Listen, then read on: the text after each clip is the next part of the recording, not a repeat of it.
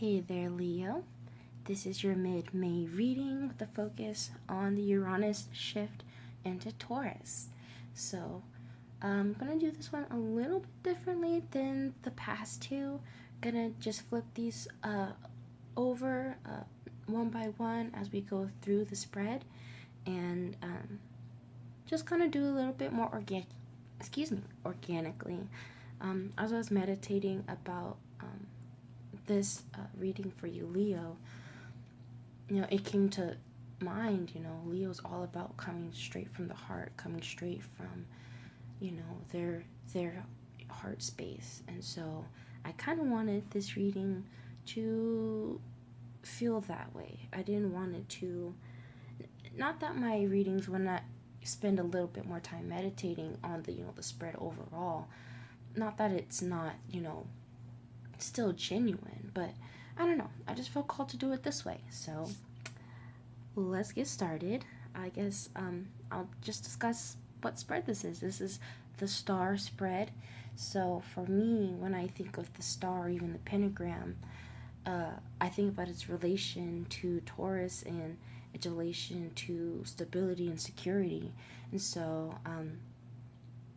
I didn't really necessarily consciously pick this spread for that, but as I was thinking about it, as I've been doing these mid-monthly readings, it just, occurred to me like, wow, it is also a star spread. So it just kind of resonated, and it kind of made me smile. So let's just get into it. We'll go with the center card, which just discusses, I guess, the overall theme of this. So let's see what we've got. Oh, nice, you guys. We've got a 10 of Cups. So emotional fulfillment, being emotionally content, just having, your wishes and aspirations all granted, and being able to sit back and rejoice in it and revel in it, Bottom of the deck, I did get Wheel of Fortune as well. So yeah, this is, great movement towards, whatever it is that fulfills you, whatever gives you that, that soul fulfillment. All right, so let's look at what it is that Leo is at right now. Ooh. So we've got a 7 of Cups backed by the 9 of Pentacles.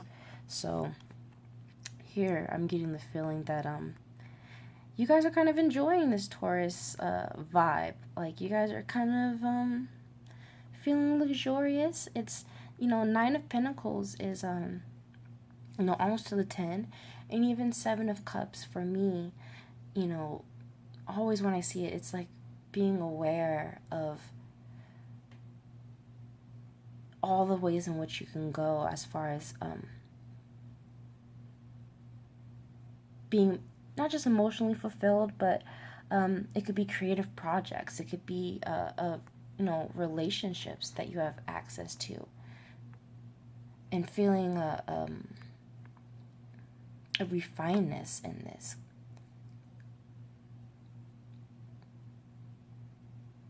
For me, what also comes to mind is that y'all are probably just looking pretty lit. Like, y'all are just probably looking pretty nice out here in these streets.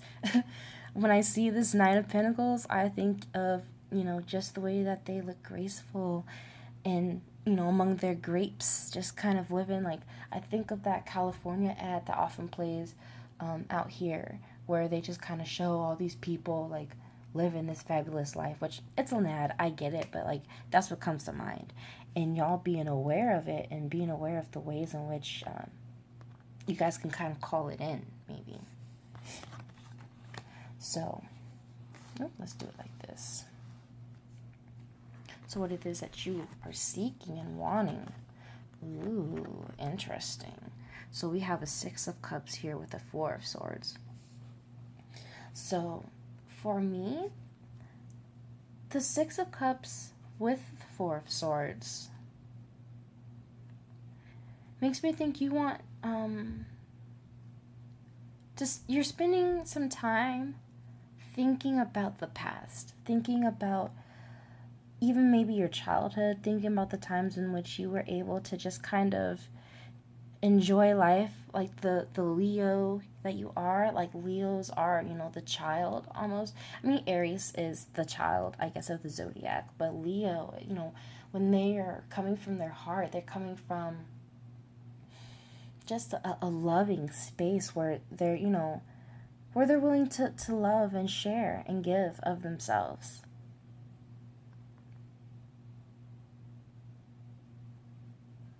Maybe you're actually meditating on this. Maybe you're even having some dreams about it. Maybe you're having dreams of like flashbacks that kind of take you back to some of these times.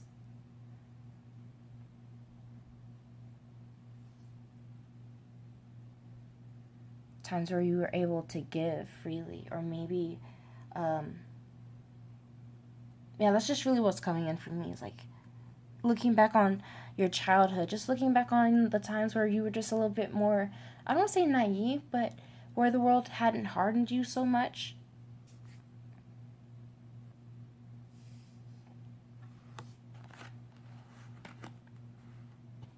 For the hidden factors, ooh, we have justice backed and supported by the Three of Swords.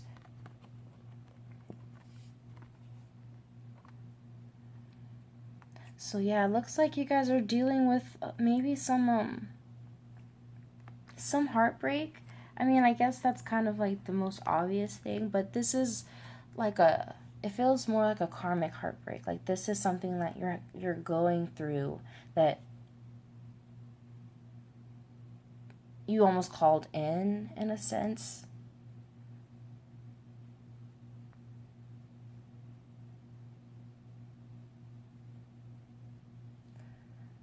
My attention's being drawn to like, I mean, the sword.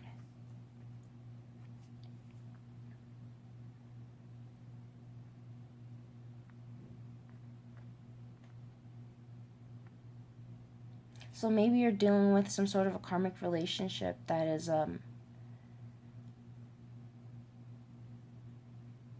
causing you, you know, just a little bit of heartache. Which, I mean, not even just a little bit. I mean, for a Leo, I get the feeling that heartache is pretty intense. I mean, I say that my Mars is in Leo, so I feel that.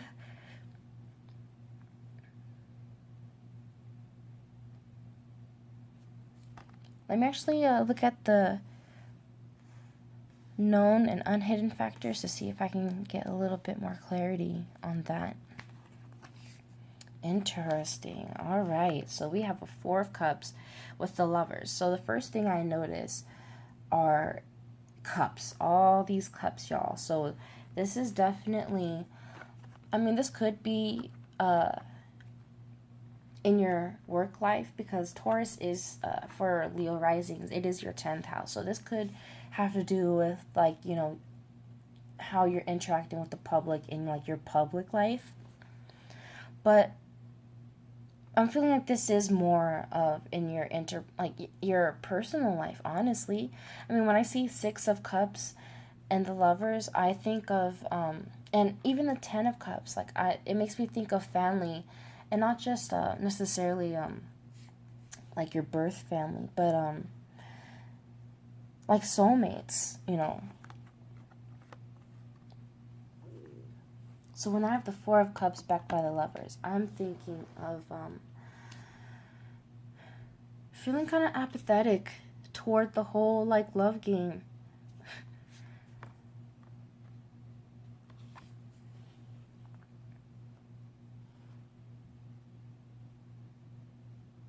But what I'm thinking is that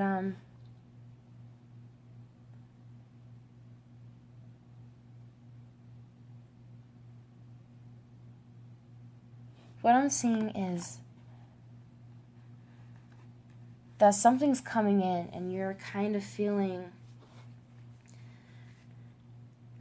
some way about taking it because of some past pains that kind of taught you some lessons about love. And so now you're having to like sit and kind of reevaluate in a way.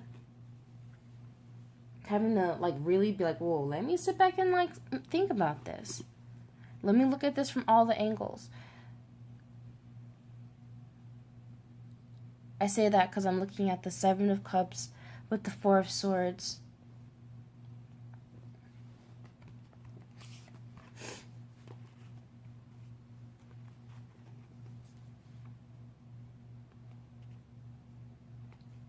Not just that, but, you know, going within, even. Oh, I need to put my water down.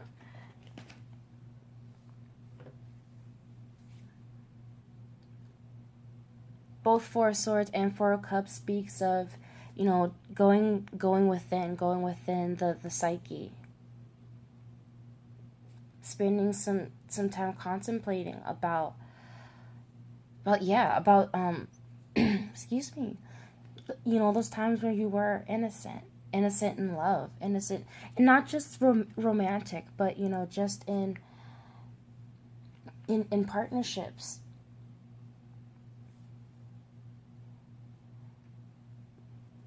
But I definitely get the feeling it could definitely be a romantic, but even past the romantic stuff,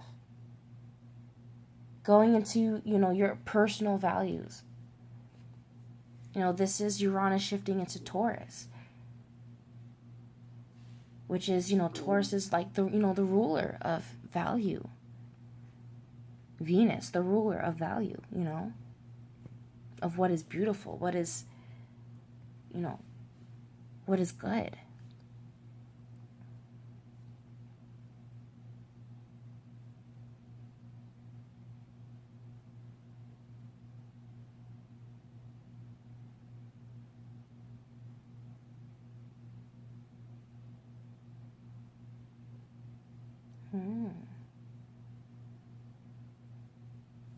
All right, so let's get to the outcome then. Oh, wow. All right. Interesting. So we have the Tower backed and supported by the Two of Cups. So, I mean, I guess I should have mentioned, not even mentioned, but I guess I should notice this, like, off the top. Like, this, for me, feels like twin flaming. Like, there's just so many, like, couples in everything. Like, I'm looking at, you know, even in the Six of Cups, I look at even the Ten of Cups. I mean, the Lovers, that's pretty obvious. But even with these, there's two characters in both of these cards. Like, it's a little ridiculous with the symbology, I guess. So, I guess off top, this does feel like a love reading. So I feel like there's going to be a sudden change in the way that you connect with someone, connect with another person. It could be, you know, people overall. It doesn't necessarily have to be, you know, a special someone in your life. But I feel like there's definitely the potential for that to be, you know, here. Or even if it's not a person, it could be just like something that you really care about, something you're really passionate about doing.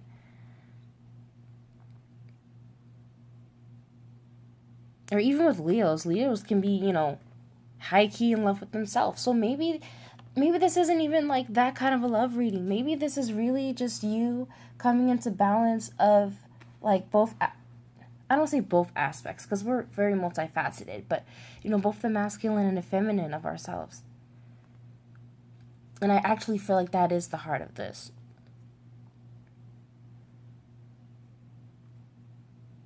And so maybe we're going to come into some sudden insight or some sudden revelation about, you know, how you do connect with other people on a soul level. To where maybe you are able to make that connection with someone, or even, you know, with yourself, to where you realize you've got everything. You're emotionally fulfilled.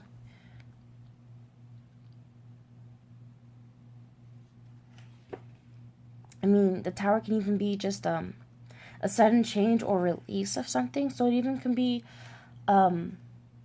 if you've been going through a very difficult time with another person, it can even be yourself, or you've been battling yourself for a while, but I even feel coming through where maybe you've been going through a real rough time with maybe a twin flame, or it doesn't even have to be a twin flame. This could be just, some soulmate, playing this part at this time.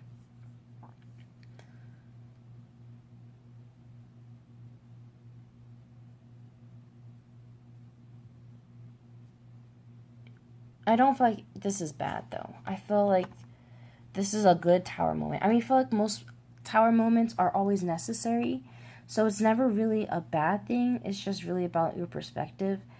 But I feel like this is going to be, it's going to be good. Not just because of the Two of Cups. We have the Lovers there. We have the Ten of Cups as the center theme. And as I said, we had the Wheel of Fortune. Oh, Judgment's underneath that. Five of Pentacles. So, yeah, absolution of,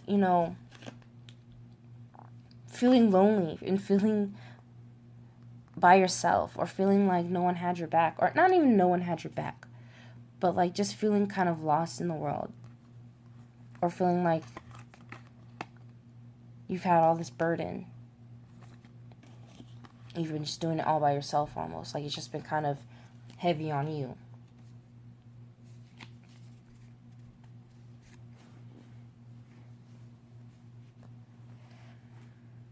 Oh, yeah.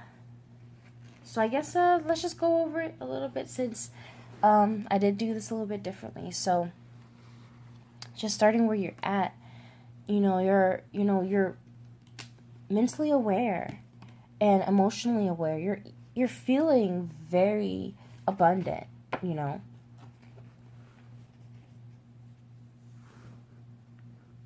feeling very abundant and feeling, that you do have options.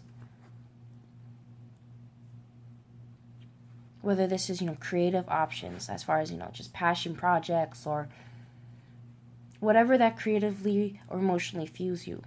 Because again, I want to make sure I state this isn't a relationship reading, but I do feel the divine masculine and divine feminine feel in this reading. So if that resonates with you, then yeah, go with that.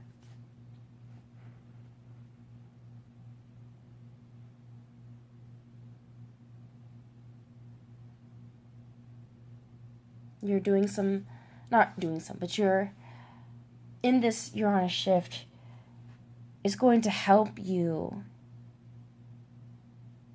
even put to rest some of those,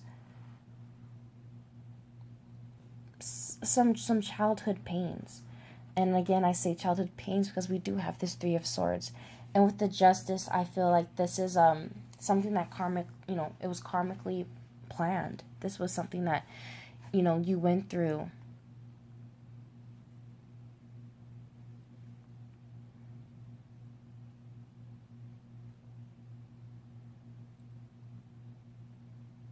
Maybe there was a decision that was made that caused that heartache and caused you to feel a little bit apathetic to love and to relationships.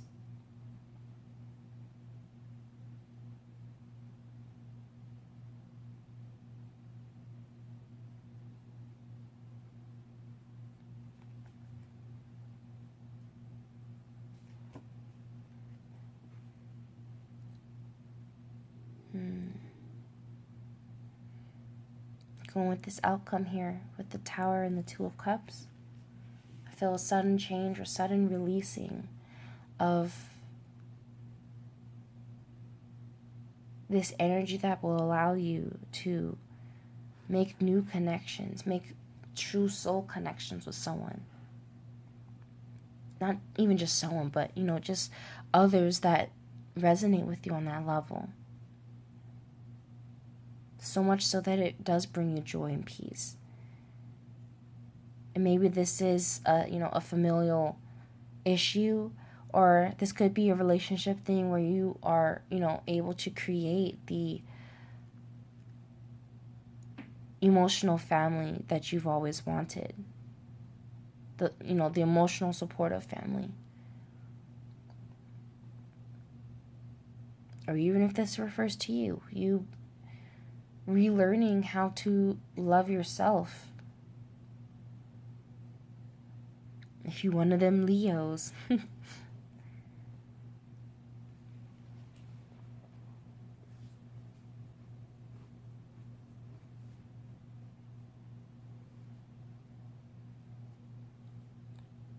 I feel in doing some meditating, you'll be able to come out with some sort of mental truth, some sort of underlying truth that helps you understand why everything happened the way it did. And it does, even then, can bring you a certain level of emotional peace and clarity, and realizing that it was all for a reason. And I say that because I'm looking around and I see, these swords, like the one sword that's kind of pulled out as like a hidden truth. That's what I see with like a four swords, like you're meditating to be able to, gain more clarity on that mental truth. I see that also with the justice, but I also see that here on the Wheel of Fortune, right here, as this truth is going to move you into a new direction.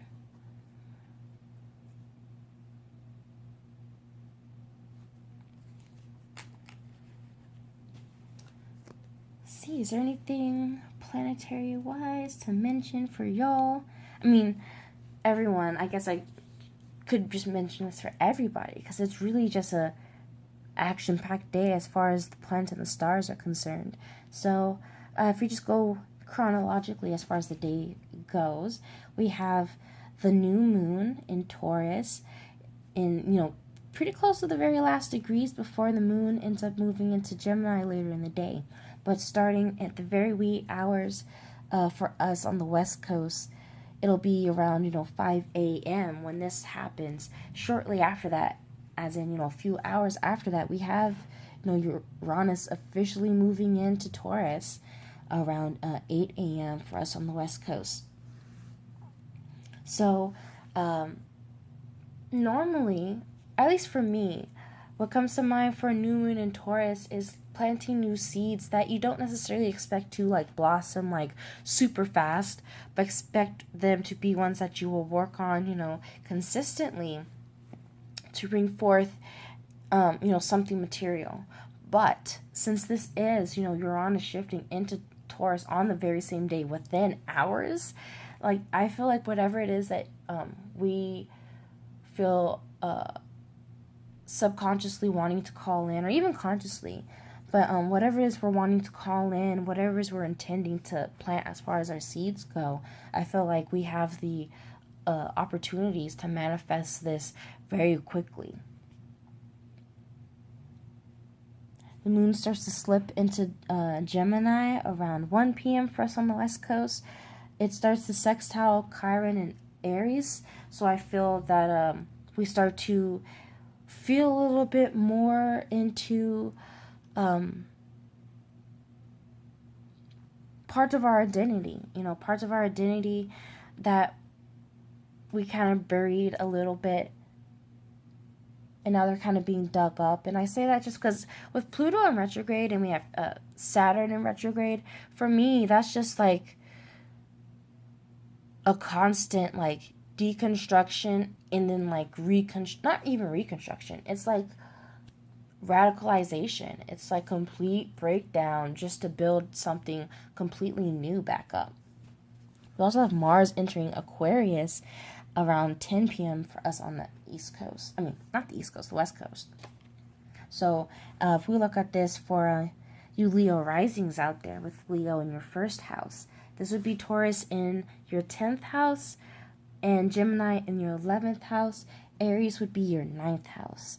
So if we just even talk about just Taurus, and Taurus being in your house of, your public status, your public affairs, usually the focus for most astrologers would be your work or your career.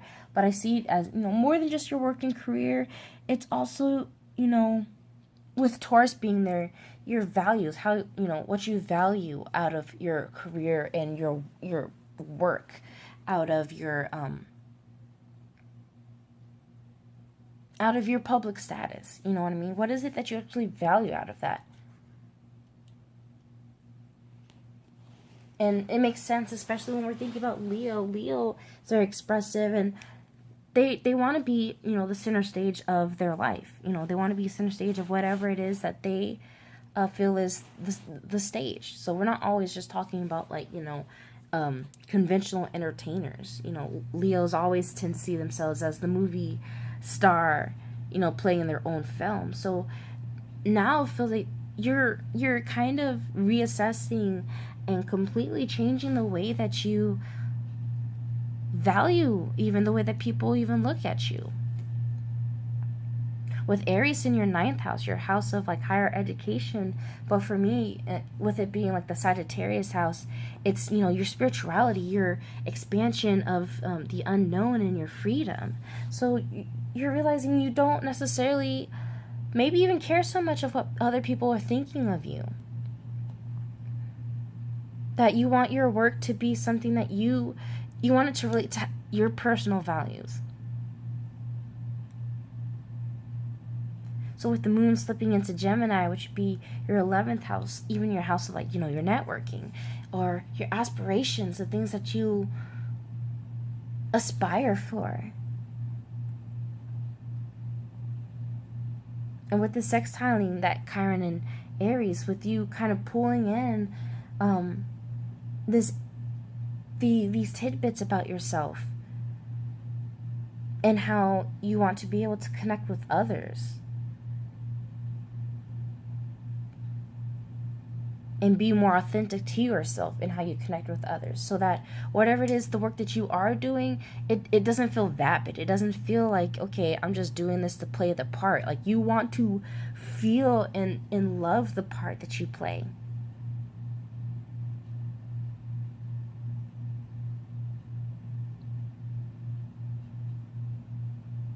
Aquarius is your 7th house, which is your house of relationships, your house of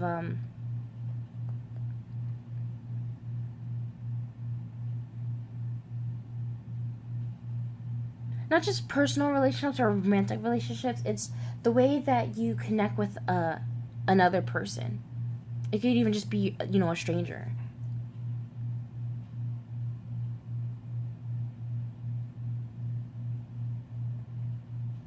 So here I'm thinking with Mars entering this area, and this is where also the South Node is. So I feel like we're also going to start getting more information on how, we do network, or not we, but for you, Leo, on how you do network with other people and what that means for you.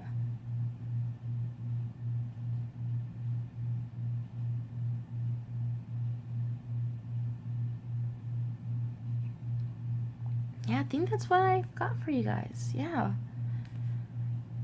I'm getting kind of close to the end of how long the videos can be on my phone, so I don't want to go over and end up having any of this cut off. So, I hope this resonates with some of you. It's my first time doing, like, a much bigger reading than, the daily. I mean, I've done, personal readings for people, but as far as, like, a whole energetic reading for people, and, kind of freestyling it a little bit more than I normally would, I will be honest, I was a little bit anxious, but I do feel like the message came out a little bit clear. I mean, the cards definitely helped make that clear, so I have to be thankful to Spirit for that, for kind of helping me along with that one. But yeah, you guys can feel free to follow me on Instagram at Gladiator and Sweats. You can check out that information in the description box below. I believe that is it. I will be back to check in with you guys. Not entirely sure if I plan to do a June reading, like just a monthly June reading, or if I want to do something that's focused on, like, a particular, energy that's coming through. Because to be honest, even June, July, August, just kind of honestly, the rest of this year is going to be interesting to say the least. That's kind of the feeling I get when I just look at some of these transits that are going on. It's kind of wild. I say wild, but it's just honestly divine the way that things can be orchestrated. So yeah, actually, you know what, as I'm looking, even flipping through my calendar, yeah, I think I actually will be back for an eclipse reading, because I believe there's an eclipse in June, or am I tripping? Is that in July? That's July. I was tripping. I was gonna say, because I know there's supposed to be a lunar eclipse. There's like a there's just a bunch of stuff going on. I mean, these things aren't like super rare or anything like that, but like, I guess we'll get to it when we get to it, right? So I'll just leave you guys with that. I bid you guys farewell. I hope you have a wonderful May. I hope that you're able to receive and call in whatever it is you want to receive and call in. I'll send you guys so much love, and I'll talk to you guys later. Bye.